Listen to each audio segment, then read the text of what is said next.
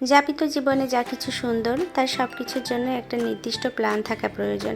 Plan পরিকল্পনাহীন কোনো কাজ কখনোই ভালো হতে পারে না। আমরা মানুষ, দোষ গুণের অধিকারী। এ কারণেই দেখা যাচ্ছে অনেক সময় ভুল সিদ্ধান্ত নিয়ে ফেলা হয়। তো যদি একটা নির্দিষ্ট প্ল্যান থাকে তখন কিন্তু সিদ্ধান্ত নিতে আমাদের সুবিধা হয়।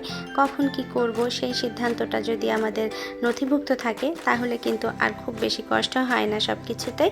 আসসালামু আলাইকুম, কেমন আছেন সবাই? আশা করছি যে যেখান থেকে এই মুহূর্তে আমার ভিডিওটি দেখছেন সবাই ভালো আছেন, সুস্থ আছেন। আমিও আলহামদুলিল্লাহ ভালো আছি। আজকে সকালে আমরা অনেক আগে ঘুম থেকে উঠেছিলাম, এ কারণে সবারই নাস্তা হয়ে গিয়েছে। প্রয়াসের বাবা তো বের হয়ে গেছে অনেক আগেই, এমনকি প্রথিরও খাওয়া দাওয়া শেষ। সে এখন টিভি দেখছে। আর প্রয়াস উঠেছে সব থেকে দেরি করে, এ কারণে তাকে নাস্তা দিয়েছি। এখন সে একা একাই খাচ্ছে আর আমি একটু চা বানিয়ে নিয়ে এসেছি, খাবো।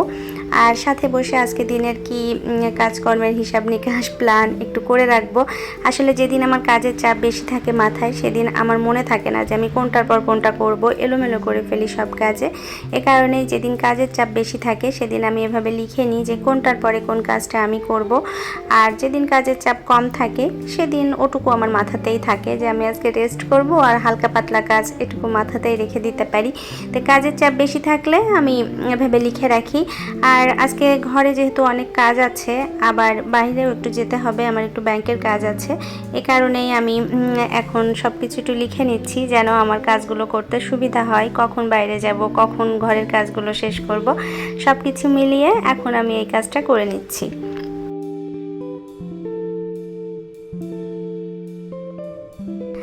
এই তো আমি আমার শিডিউল অনুযায়ী কাজ শুরু করে দিয়েছি। প্রথমে বারান্দায় এই গাছটাকে আমি নিয়ে এসেছি। এই গাছটা কিন্তু আমার ঘরে থাকে, তো এটা কিন্তু ইনডোর প্লান্ট না, এটা সেমি ইনডোর। এ কারণে আমি মাঝে মাঝে একে বারান্দায় নিয়ে আসি। আর এই গাছটাকে আজকে আমি একটু কেটে দিলাম, একদম ছেটে দিয়েছি। এখানে একটা পাতাও আমি রাখিনি, একদম কেটে দিয়েছি যেন এটা ঝাঁকড়া হয়। আর আবার পরবর্তীতে যখন এটা থেকে পাতা বের হবে আমি তখনও এগুলোকে কেটে দেব যেন ছোট্ট আকারে থাকে, কারণ গাছটা বেশ বড় হয়ে যাচ্ছিল। কেন যেন অত বড় গাছ রাখা আসলে ঘরে বা বারান্দায় কোন জায়গাতেই আমার কুলাবে না, কারণ আমার জায়গা অনেক কম। তো এই কারণেই আমি গাছটাকে ছেটে দিচ্ছি।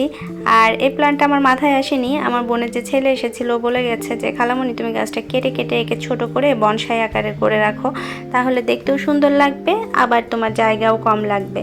তো এ কারণে গাছের সমস্ত ডালগুলো কেটে দিয়েছি। আর এখন মাটি খুঁচিয়ে দিয়ে একটু সার দিয়ে দিব, দেওয়ার পরে পানি দিয়ে দিব। আসলে এই টাইপের গাছগুলো একটু বেশি বড় হয়ে গেলে কিন্তু দেখতে সুন্দর লাগে না, একটু যদি ছোটোর ভেতরে থাকে, ঝাঁকড়া থাকে, তখন কিন্তু দেখতে অনেক ভালো লাগে। তো সার দেওয়া হয়ে গেছে, এখন এই পাথরগুলো আমি আবার সুন্দর করে এখানে সাজিয়ে দিচ্ছি। আসলে এই পাথরগুলো দেওয়ার কারণ একটাই, দেখতে সুন্দর লাগা, তাছাড়া আসলে কোনো ব্যাপার না। আর এই গাছটা যেহেতু ঘরে বাইরে সব সময়ই থাকে, ঘরে থাকে বেশিরভাগ সময়ই, এই কারণে পাথরগুলো দিয়ে রেখেছি। আর এই গাছটা এখন কিন্তু বাইরেই থাকবে, কারণ এর সৌন্দর্য আর নেই, কারণ আবার যখন সৌন্দর্য ফিরে আসবে তখন এটাকে আমি ঘরে নিয়ে যাব। গতকাল আমি যখন প্রয়াসকে নিয়ে স্কুল থেকে ফিরছিলাম তখন আমাদের গেটের সামনে এই নয়নতারার চারা দুটো হয়েছিল। তো সে দুটোকে আমি উঠিয়ে নিয়ে এসে লাগিয়ে রেখেছি। আমার আগের যে নয়নতারা ছিল একই টবে লাগিয়েছি, কারণ হচ্ছে বেশ কয়েকটা কালার একসাথে ফুটলে দেখতে ভালো লাগবে।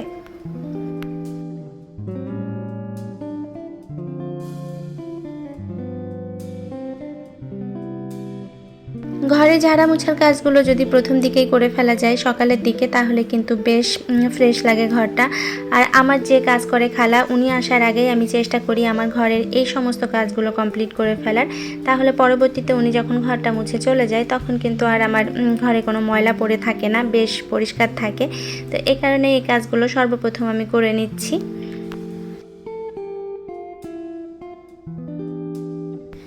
গরমের দিনে তো আসলে ঘরে জানালা দরজা কোনো কিছুই বন্ধ রাখার উপায় নেই, সব কিছুই খুলে রাখতে হয়।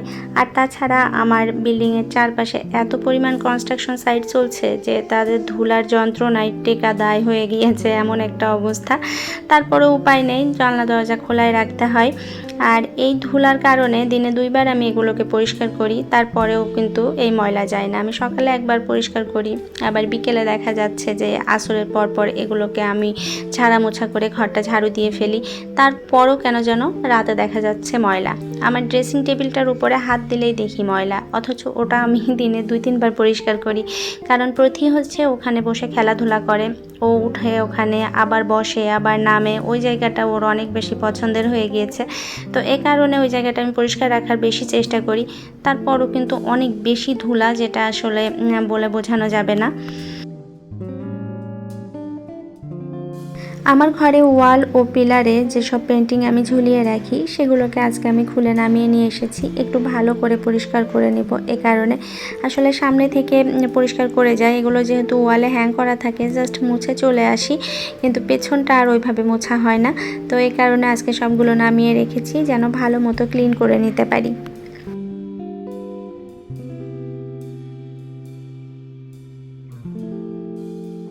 একটা ঘরকে সাজিয়ে গুছিয়ে তোলার থেকে মেনটেন করা আমার মনে হয় অনেক বেশি কষ্টসাধ্য। কারণ যার যার সাধ্য অনুযায়ী সে সেরকম জিনিস দিয়ে ঘরটাকে সাজিয়ে গুছিয়ে নেবে, কিন্তু সেটা মেনটেন করা অনেক বেশি কঠিন কাজ। কারণ সাজানোর পরে যদি সেটা আমি পরিষ্কার রাখতে না পারলাম বা এলোমেলো থাকলো, অগোছালো থাকলো, তখন কিন্তু আর ভালো লাগে না সেটা দেখতে। এ কারণে আমার মনে হয় যে সাজানোর থেকে মেনটেন করাটা অনেক বেশি কঠিন কাজ।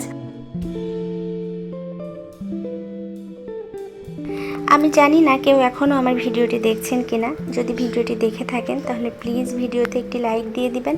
আর যদি ভিডিওটির কোনো অংশ কোথাও যে ভালো লেগে থাকে তাহলে আমার চ্যানেলটি সাবস্ক্রাইব করে রাখতে ভুলবেন না।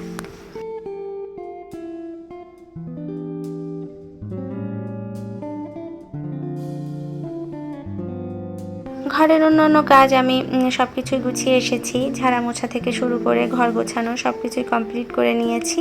এখন এসেছি প্রয়াসের টিফিন বানাতে। ওর স্কুলের সময় হয়ে গিয়েছে, তো টিফিনটাই আগে রেডি করে দিই, তারপরে অন্যান্য কাজ করব।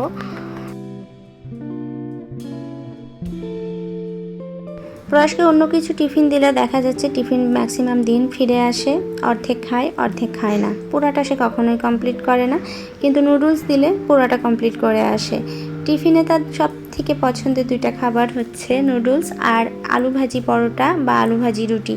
এই দুইটা খাবার যেদিন দেয়া হয় সেদিন সে আর খাবার ফিরিয়ে আনে না, পুরাটাই খেয়ে আসে। কিন্তু অন্যান্য খাবার কিন্তু মাঝে মাঝে ব্যাক আসে। প্রয়াসের স্কুল 12টা থেকে 6টা পর্যন্ত। আমার মনে হয় না ঢাকা শহরের কোনো স্কুল এতটা টাইম রাখে, তো ওদেরকে রাখে, কিছু করার নেই।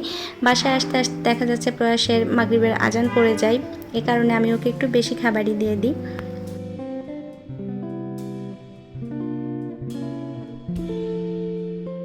আজকে দুপুরে রান্না করব না, ভাবছি রাতে রান্না করব। এ কারণে সমস্ত সবজিগুলো কেটে ধুয়ে পরিষ্কার করে বক্সে করে রেখে দিচ্ছি। পেঁয়াজ মরিচ সহ সব কিছুই কাটাকুটি করে রাখলাম।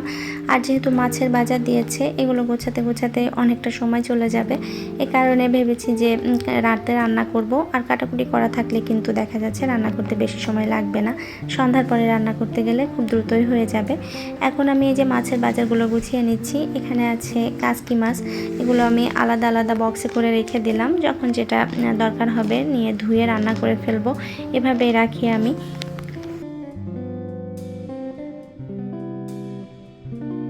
এই বাজার যেদিন আসে বাসায়, সেদিন কিন্তু দুপুরে রান্না সহ সব কিছু করতে গেলে অনেক ভেজাল লেগে যায়, তাড়াহুড়া সব কিছু মিলিয়ে কিন্তু খুব অস্থির একটা সময় কাটে।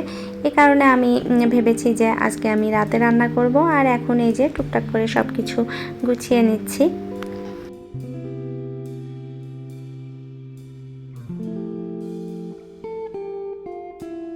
ভেবেছিলাম খালা আসলে আমি রুই মাছটা খালাকে দিয়ে ধুয়ে নেব। নর্মালি আমি তাই করি, কারণ রুই মাছটা যেহেতু কেটে আনে অনেক বেশি ময়লা থাকে, তো সেটা প্রথম দুইটা ধোয়া আমি খালাকে দিয়ে নিই, তারপরে বাকি ধোয়াগুলো আমি ধুয়ে ধুয়ে রান্না করি ভালো মতো।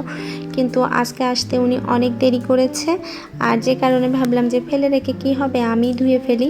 অলরেডি ধুয়ে পরিষ্কার করে যখন বক্সে ভরছি তখন তিনি এসেছেন। তো যাই হোক, কিছু বলার নেই, আমার কাজ তো মোটামুটি কমপ্লিট হয়ে গিয়েছে। আমার কাজগুলো কমপ্লিট করে আমি একটু বাইরে গিয়েছিলাম, বেশি সময়ের কাজ ছিল না, আধা ঘন্টার। তো খালা যেহেতু বাসায় কাজ করছিল, আমি প্রথিকেও রেখে যেতে পেরেছিলাম, এই কারণে প্রথি ডিস্টার্ব করেনি, টিভি দেখেছে আর খালার মতো কাজ করেছে। উনি আসলে অনেক দিন ধরে আমার কাজ করে, তো আমি একটু ভরসা করে রেখে গিয়েছিলাম। তো যাই হোক, বাসায় ফিরে গোসল নামাজ সব কিছু শেষ করে নিয়েছি, প্রতীকে খাইয়ে ঘুম পাড়িয়ে দিয়েছি। আর আজ যেহেতু দুপুরে কিছু রান্না করিনি, নিজের জন্য একটু মাছ ভেজে নিয়েছি, আর সাথে এই যে মাছ ভাজা তেলটা নিয়ে নিলাম, একটা কাঁচামরিচ, একটু লবণ। এই খাবারটা আমার অনেক বেশি পছন্দের। আর আজকে কিন্তু আমি বিছানায় বসে খাবার খাচ্ছি, কেন যেন আমার ডাইনিংয়ে বসে খেতে ইচ্ছা হলো না, মনে হলো বিছানায় বসে একটু মোবাইলে কোনো কিছু দেখি আর খাই, এরকম একটা মনোভাব থেকে খাবারটা বিছানায় নিয়ে এসেছি। ম্যাক্সিমাম দিন যেহেতু আমাকে দুপুরে একাই খাবার খেতে হয়, এই কারণে কেন যেন আমার ডাইনিংয়ে বসে খাবার খেতে ইচ্ছা করে না, কেমন যেন ফাঁকা ফাঁকা লাগে।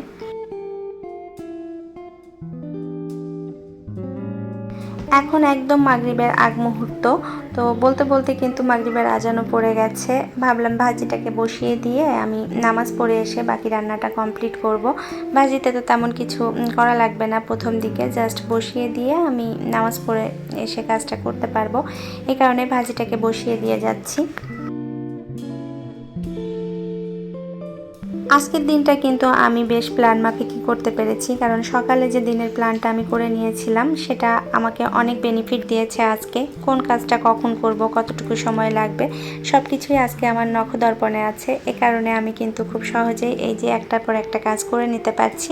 তো নামাজ পড়ে এসে দেখি যে ভাজি প্রায় হয়ে এসেছে, একটু নাড়াচাড়া করে দিচ্ছি আর কি। আসলে উস্তে ভাজি প্রয়াসের বাবার নরম পছন্দ, আমার আবার কুড়মুড়ে পছন্দ, সব কিছু মিলিয়ে কিন্তু ভাজিটা এখন মাঝামাঝি পর্যায়ে আমাকে রাখতে হবে, যেন দুজনেরই খাওয়ার উপযুক্ত থাকে। সেটা একদম নরমও না, আবার একদম মুচমুচেও না, এই পর্যায়ে রাখতে হবে। তো যাই হোক, ভাজিটা হচ্ছে, পাশে আমি মাছ দিয়ে যে লাউ রান্না করব সে তরকারিটাও বসিয়ে দিলাম। আসলে কাটাকুটা থাকলে কিন্তু রান্না করতে বেশি সময় লাগে না, সমস্ত কিছু রেডি ছিল বলে আমি এই যে খুব ইজিলি কিন্তু একটার পর একটা রান্না বসিয়ে যেতে পারছি।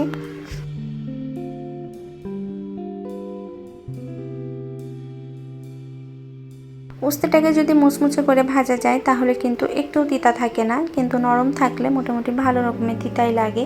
তো আমি যেহেতু তিতা খেতে পারি না, আমি এই কারণে মুচমুচে পছন্দ করি। তো সে আমাকে বলে যে তোমারটুকু তুমি মুচমুচে করে নিও, আমারটুকু নরম করে দিও, কিন্তু কে এই এক উস্তে একবার নরম একবার গরম সব কিছু মিলিয়ে আর করতে ভালো লাগে না, এ কারণেই এভাবেই নামিয়ে নিলাম। আর পাশে চুলায় আমি একটু পানি গরম হতে দিয়েছি, সাথে একটু হলুদ দিয়ে দিলাম। এখন ফুটে উঠলে মাছের ডিম দিয়ে দিচ্ছি, আজকে আমি মাছের ডিমটাকে ভাজি করব। তো এই মাছের ডিমে যেন আষ্টে গন্ধটা না থাকে, এ কারণে একটু সেদ্ধ করে নেব। এটা কিন্তু ফুল সেদ্ধ করব না, মোটামুটি 50%-এর থেকেও কম সেদ্ধ করব, এই 40% মতো সেদ্ধ করে আমি নামিয়ে নিব এটাকে।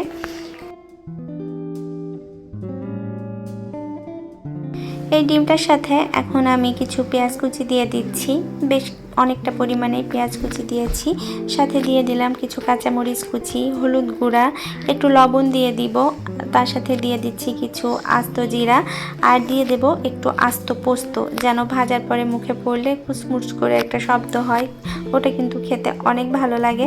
আর সাথে দিয়ে দিচ্ছি লেবুর রস, যেন আষ্টে গন্ধ না থাকে। যতটুকু পরিমাণ আছে, আমি যেহেতু ডিমটাকে ফুল সেদ্ধ করিনি, কিছু কিছু জায়গায় কাঁচাও আছে, সেই পর্যায়ে নামিয়ে নিয়েছি, এ কারণে লেবুর রসটা দিয়েছি। আর তার সাথে 1 টেবিল চামচ বেসন দিয়ে এখন আমি ভালো মতো চটকে নিচ্ছি এটা।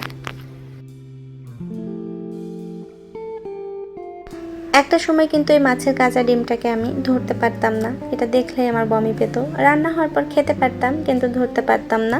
তো সে কারণে অনেকের কাছে শুনতেও হয়েছে যে ন্যাকামি করে, খেতে পারে আর ধরতে পারে না। তো যাই হোক, দিন গেছে, সময় গেছে, এখন ন্যাকামিও শেষ হয়ে গিয়েছে।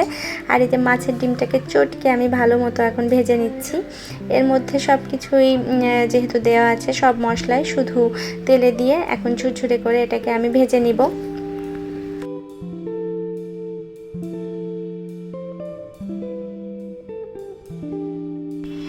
আমাদের বাড়িতে এই মাছের ডিমটা শুধুমাত্র পেঁয়াজ কাঁচামরিচ তেলে ভেজে তারপরে ভাজি করে, একটু লবণ হলুদ দেয়, এর বেশি কিছু দেয় না। তো আমি আজকে এখানে যে মশলা ইউজ করেছি সব কিছু কিন্তু আমার নিজস্ব কোনো আইডিয়া না, এটা আমি বিভিন্ন জায়গা থেকে আইডিয়া কালেক্ট করে নিজের মতো করে করেছি। এ কারণে খেতে কিন্তু ভালোই হয়েছে, খারাপ হয়নি। প্রয়াস বসে বসে অনেকটা শুধু শুধু খেয়ে ফেলেছে, কারণ এটা অনেক বেশি ক্রিস্পি হয়েছে, মুচমুচে, কিছুটা চিকেন পপকর্নের মতো লাগছে খেতে। বেশ ভালো লেগেছিল। আজকের দিনের মতো কিন্তু আমার রান্নাবান্না শেষ হয়ে গিয়েছে। এখন শুধুমাত্র একটু কিচেনটা হালকা ক্লিন করে নিলেই আমার কাজকর্ম শেষ হয়ে যায়। বাকি যেসব থালা বাসন ছিল ধুয়ে নিয়েছি, এখন চুলাটা মুছে নিচ্ছি। কাজকর্ম সবই শেষ। আর আজকের মতো আপনাদের কাছ থেকে বিদায় নিচ্ছি। দেখা হবে নতুন কোনো দিন। আসসালামু আলাইকুম।